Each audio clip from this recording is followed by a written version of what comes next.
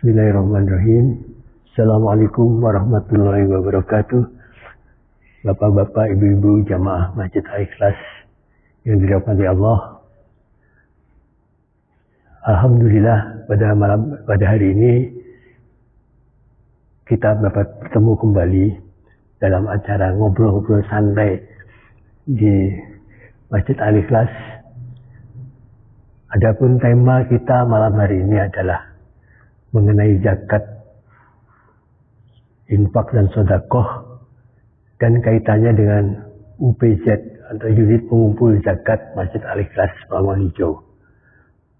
Dan bersama kita malam hari ini telah hadir narasumber kami, yaitu Bapak Ketua Yayasan Masjid Al-Ikhlas.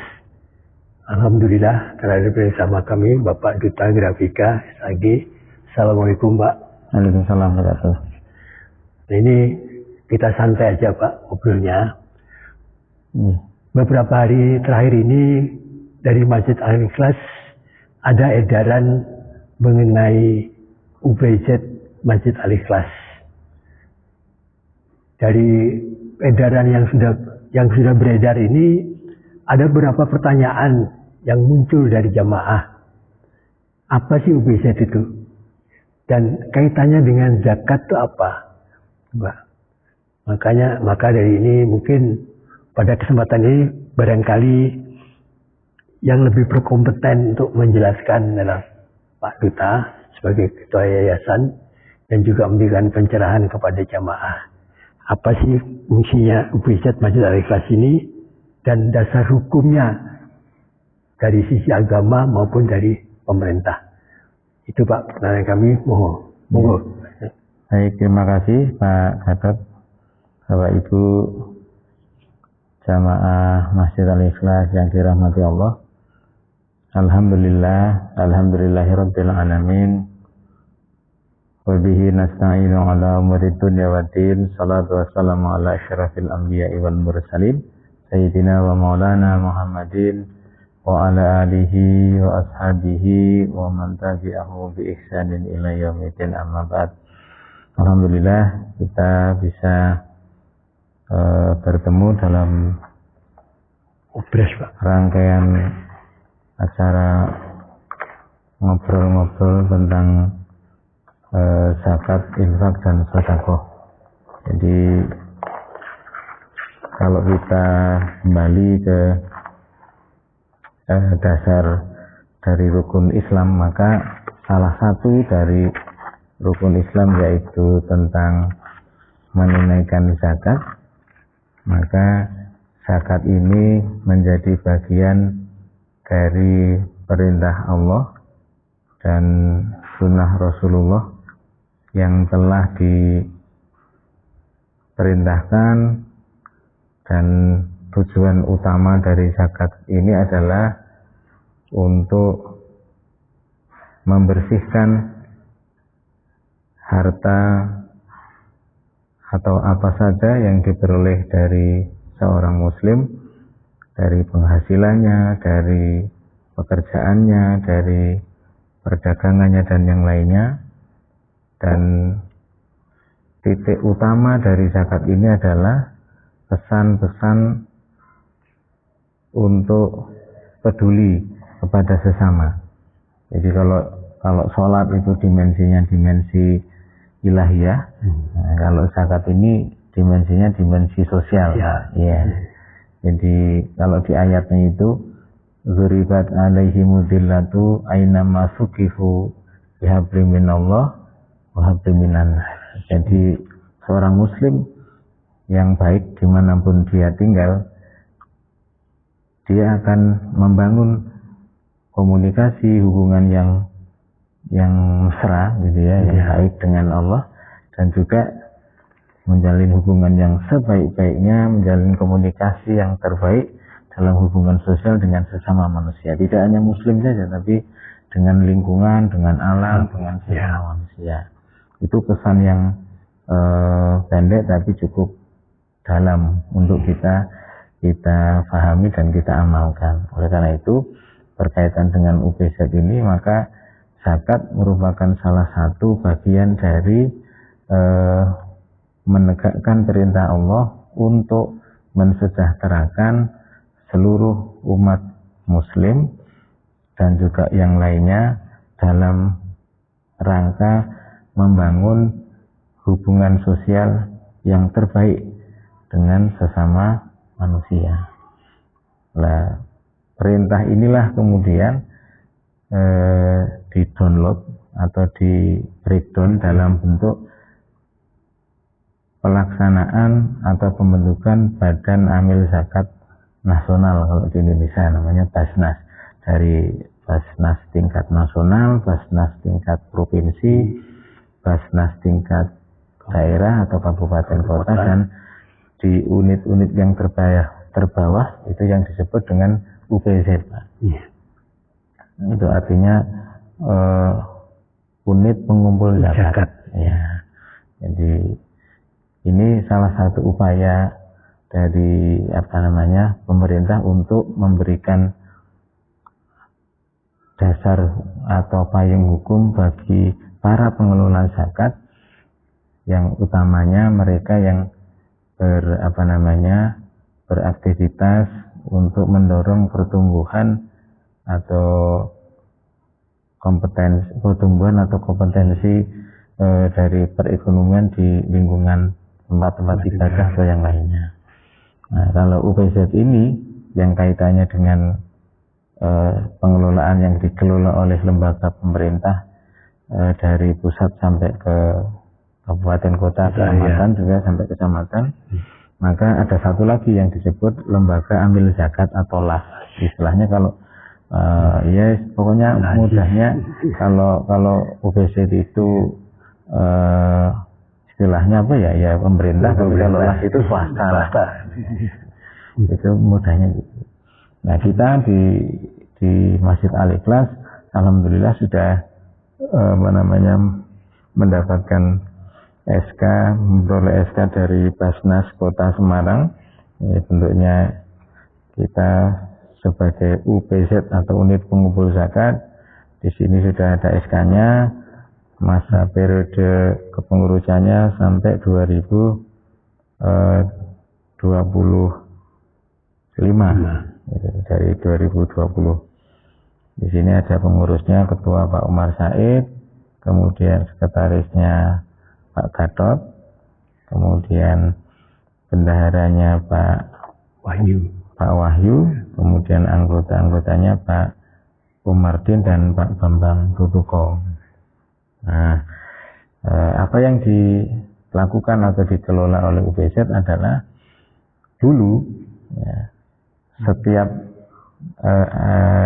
aktivitas atau kegiatan di bulan Ramadan khususnya, itu hampir semua masjid itu membuat panitia zakat. Nah,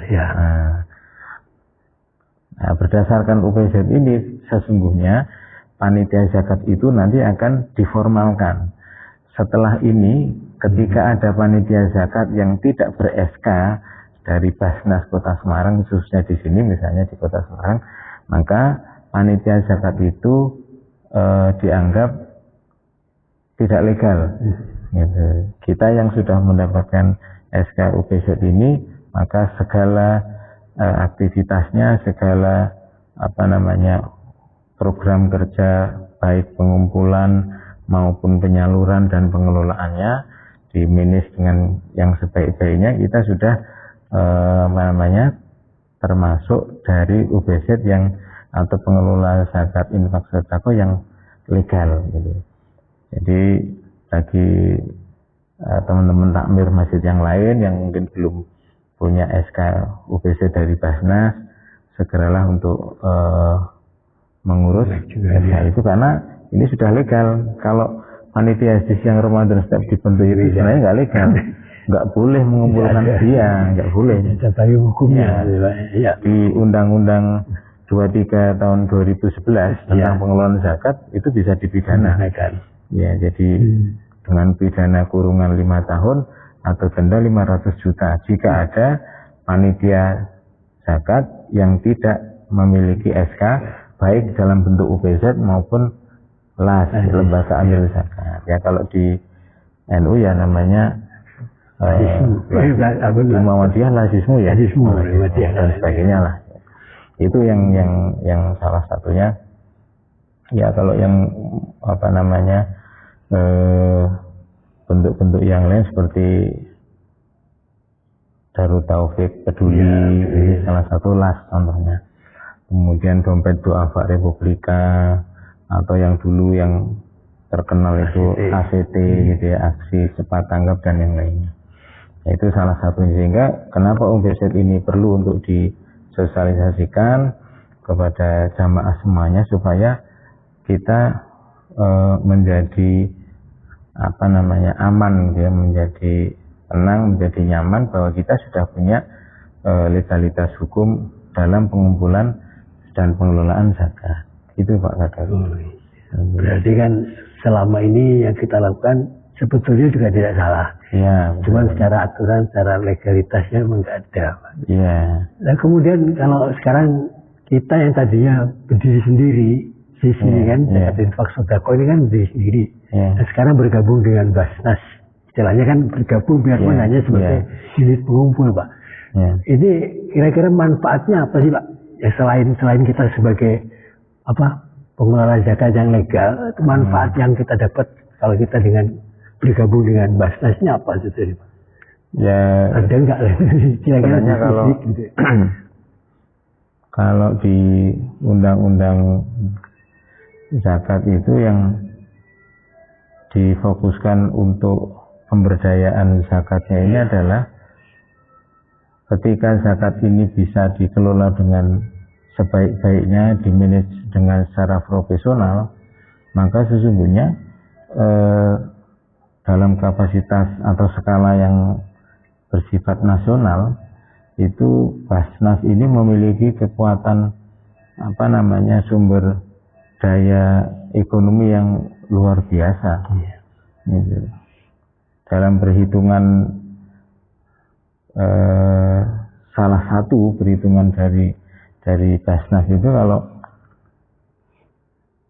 contoh seluruh PNS atau seluruh pegawai negeri gitu ya yang muslim kemudian dikelola atau diambil dipungut zakatnya, zakat penghasilannya itu bisa berupa gaji, bisa berupa tunjangan dan yang lainnya, maka kita yakin Indonesia ini sebenarnya akan bisa makmur, terutama dari 8 asnaf yang disebutkan di dalam surah At-Taubah ayat 60 gitu ya. A'udzubillahi minasyaitonirrajim. Innama shadaqatu lil fuqara wal masakin wal amilin wal mu'allafati qulubuhum wa fir riqab wal gharimina wa fi sabilillahi wa ibnis sabil. Jadi ada 8 asnaf ya. Sehingga kalau zakat ini bisa dikelola dengan sebaik-baiknya, maka seluruh fakir miskin yang di undang-undang juga disebutkan itu dilindungi oleh negara dan sebagainya, dipelihara oleh negara, maka dengan Basnas ini sesungguhnya kita punya power untuk memberdayakan saudara-saudara kita dari asnaf fakir, kemudian miskin, dan amil, kemudian para mu'alaf, ya, saudara-saudara kita yang memeluk agama Islam, yang sebelumnya non-Muslim, kemudian dari rikob atau perbudakan, kalau mungkin di Indonesia ya belum, sudah tidak ada ya. Nggak ada sekarang, istilahnya sudah nggak ada. Nggak ada lah. Iya. Ya, terus kemudian ghorim, jadi ghorim itu kreditur ya Pak? Kreditur ya, yang tidak bisa. Tapi ghorim ini yang sifatnya untuk konsumtif gitu. Kalau hutang untuk produktif ya tidak termasuk ghorim. Iya, kalau termasuk ghorim nanti pengusaha-pengusaha mau minta bagian yang punya restoran, yang punya pengusaha hotel dan lainnya, dia termasuk ghorimin ya? Tidak. Jadi ghorimin itu maksudnya yang untuk konsumtif, yang dia berhutang untuk kebutuhan, untuk makan dan menyambung hidup lah, istilahnya gitu, bahasa mudahnya gitu. Kemudian sabilillah, orang-orang yang berjuang di jalan Allah, dan Ibnu Sabil, orang-orang yang berperang di jalan Allah, dan mereka yang berjuang di jalan Allah. Jadi kalau sekarang perang di jalan Allah ya tidak ada ya. Iya, mujahid ya. Ya kalau berjuang di jalan Allah ya seperti misalnya para ustadz atau guru-guru TPD dan sebagainya, atau para pengurus-pengurus tempat ibadah dan sebagainya, yang sebenarnya kategorinya bisa dipercayakan dengan zakat ini. Luar biasa Pak, kalau dihitung penduduk Indonesia misalnya kira-kira yang kaya itu misalnya lah 50% aja lah misalnya. Iya. Dengan misalnya contohnya saya aja Pak, saya itu dengan gaji sekian, itu zakat saya per bulan itu 125.000 per bulan.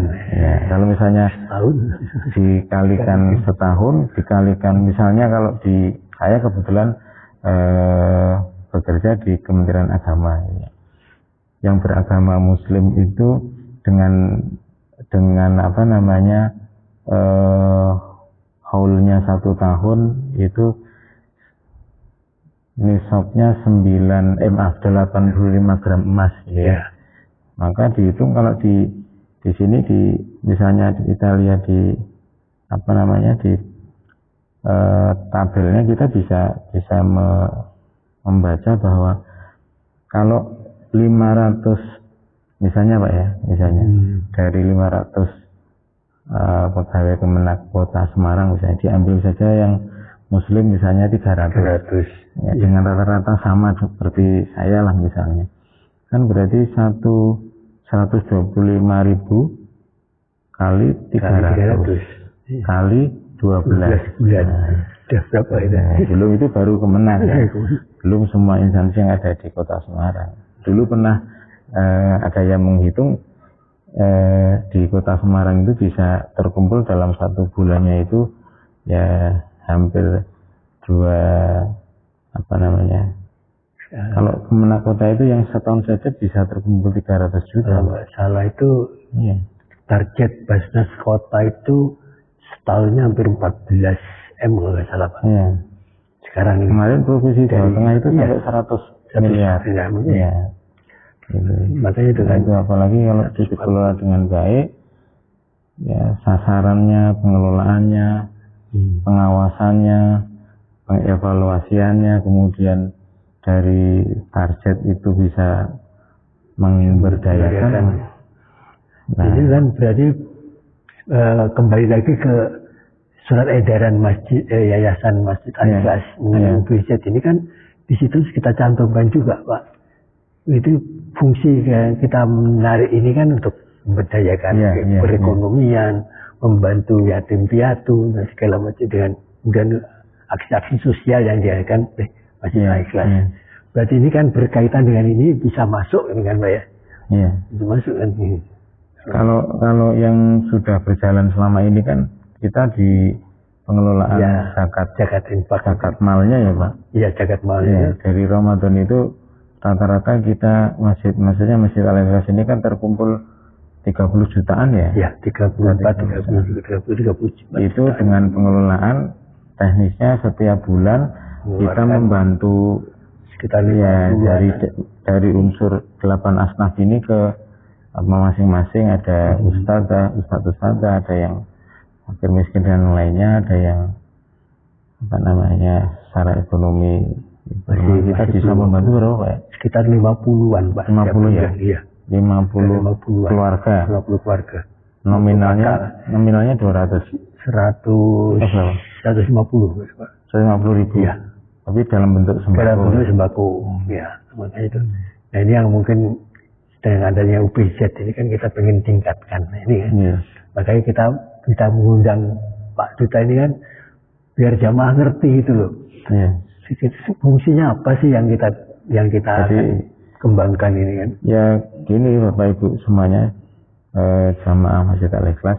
Jadi kita sudah mengeluarkan edaran kalau yang selama ini sudah berjalan bentuknya zakat mal, kemudian dibagikan selama 12 bulan sampai Ramadan depan berupa sembako dengan nilai 150.000, maka kita akan membuat terobosan baru, yaitu sebenarnya sudah pernah ya Pak ya? Sudah pernah. Ya, jadi kita akan mengumpulkan lagi, akan menggalang lagi zakat, infak, sedekah dari jamaah semuanya ya, dalam beberapa atau dalam bentuk beberapa alternatif ya Pak ya? Iya. Ya, yang kemarin itu yang sudah disepakati bentuk penceleng Pak. Bentuk penceleng. Ya. Ada contohnya. Ada contoh pencelengnya saya ada ya. Jadi penceleng. Ya. Itu berarti setiap hari jamaah itu nanti mengisi ini ya. Kan itu berada di rumah, jadi 500, 1.000, pokoknya terserah jemaah. Terus nanti selama sebulan akan kita kolek. Iya, sebulan ada petugas dari apa yayasan yang akan mengambil ke rumah-rumah. Jadi Bapak Ibu disiapkan aja, misalnya ya maaf kalau perbandingannya, misalnya Bapak Ibu sedekah bisa untuk parkir 2.000, bayar kursi cepet. Maaf ya kalau penting aja 2.000. Masa sedekah 2.000 juga. Ya, makanya kita harapkan itu. Jangan sampai nanti kenceleng ini hanya diisi koin Mbak. Ini nggak apa-apa sih, memang nggak apa-apa. Cuma dari koin yang kecil-kecil lah kita kumpulkan. Ya semuanya keikhlasan sama semuanya lah. Terus yang kedua bentuknya?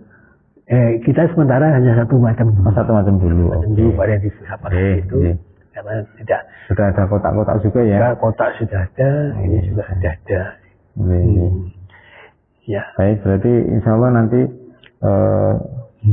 dari surat edaran itu Bapak Ibu jamaah silahkan untuk bisa berpartisipasi menjadi bagian dari orang-orang yang mempersiapkan diri ya, mengumpulkan bekal setelah mati.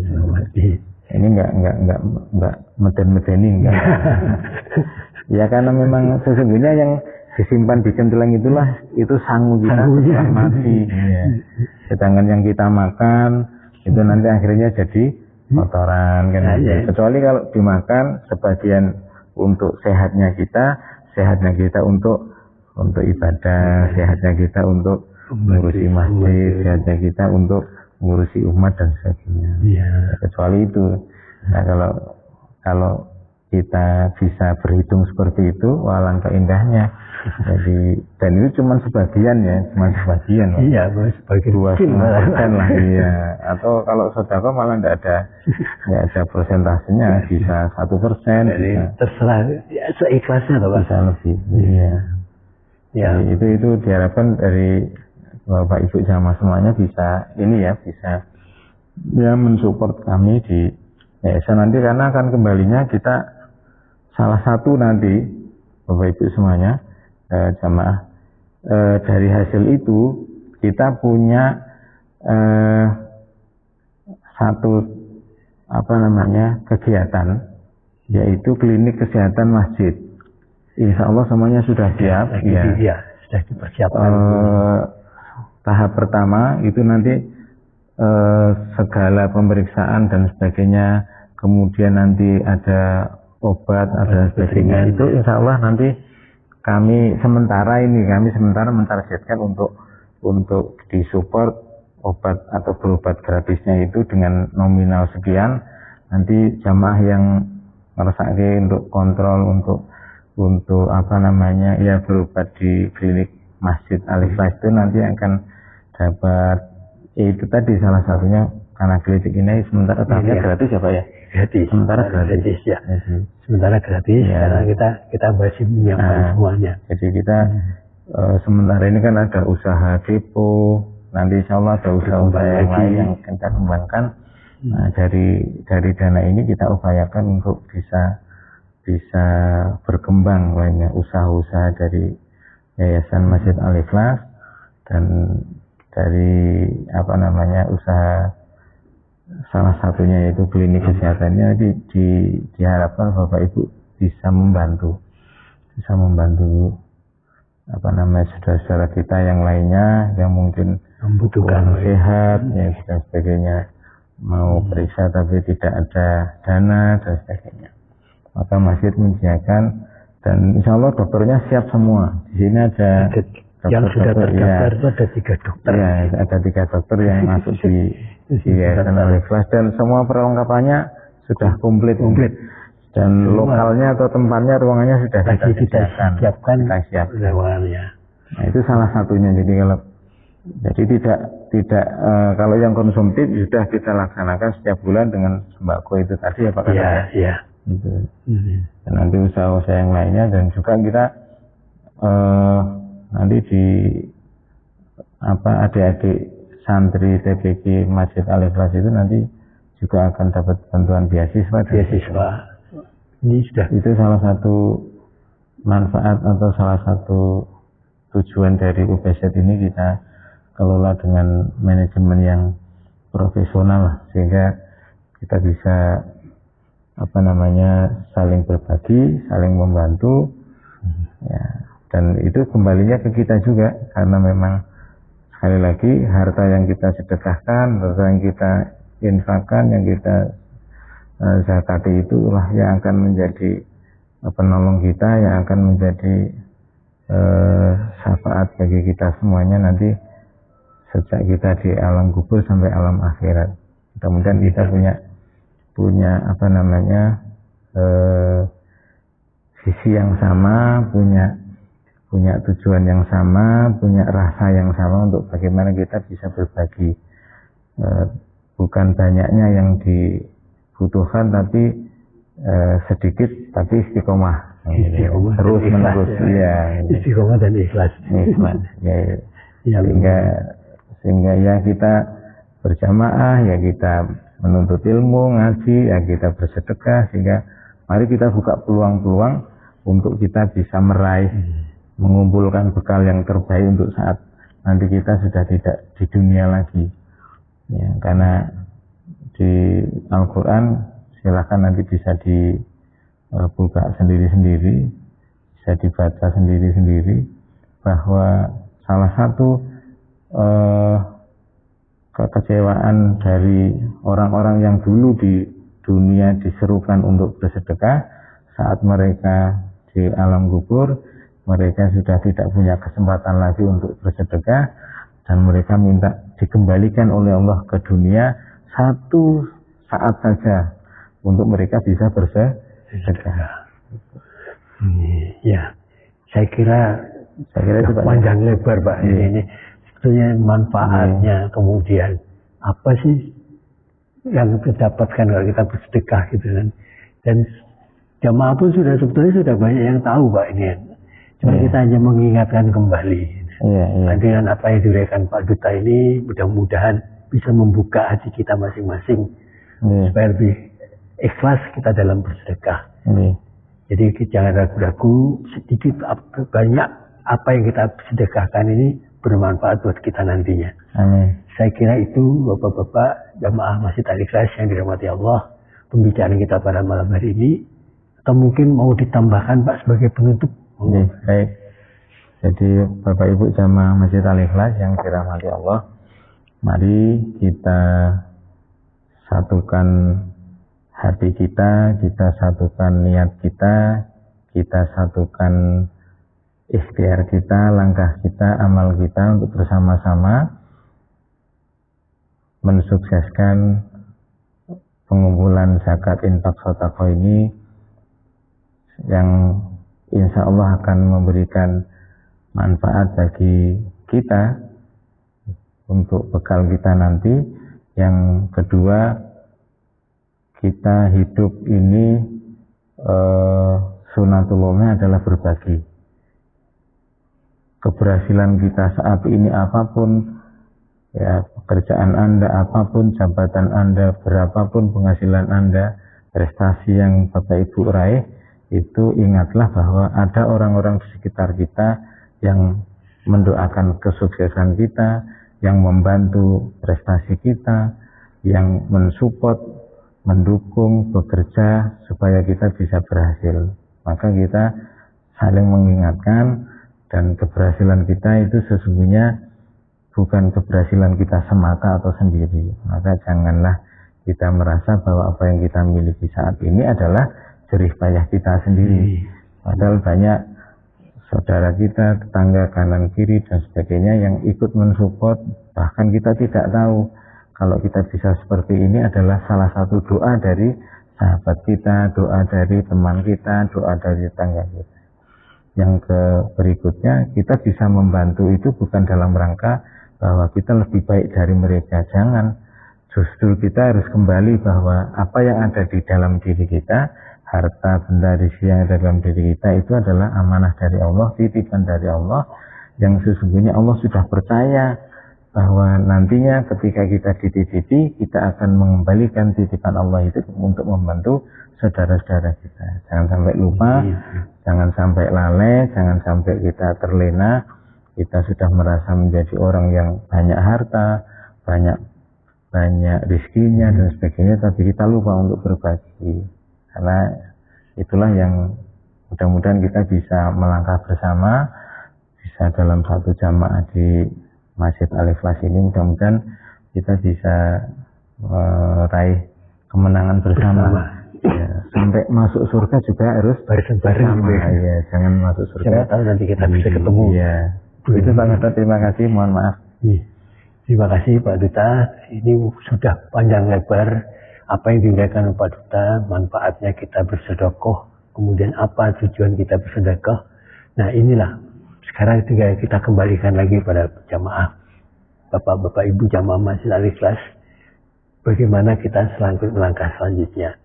Apa-apa yang sudah visi misi kita sudah kita sampaikan, kita kembalikan lagi kepada jamaah. Mari kita sama-sama membangun masjid ini, memakmurkan masjid ini, memakmurkan dalam arti kata ya sekitar masjid ini ikut makmur, masjid ini juga ikut makmur. Saya kira itu Pak Duta. Terima kasih atas waktunya. Mudah-mudahan kita bisa bertemu lagi di kesempatan yang lain dengan tema yang lain tentunya. Bila hidayah, wassalamualaikum warahmatullahi wabarakatuh. Waalaikumsalam.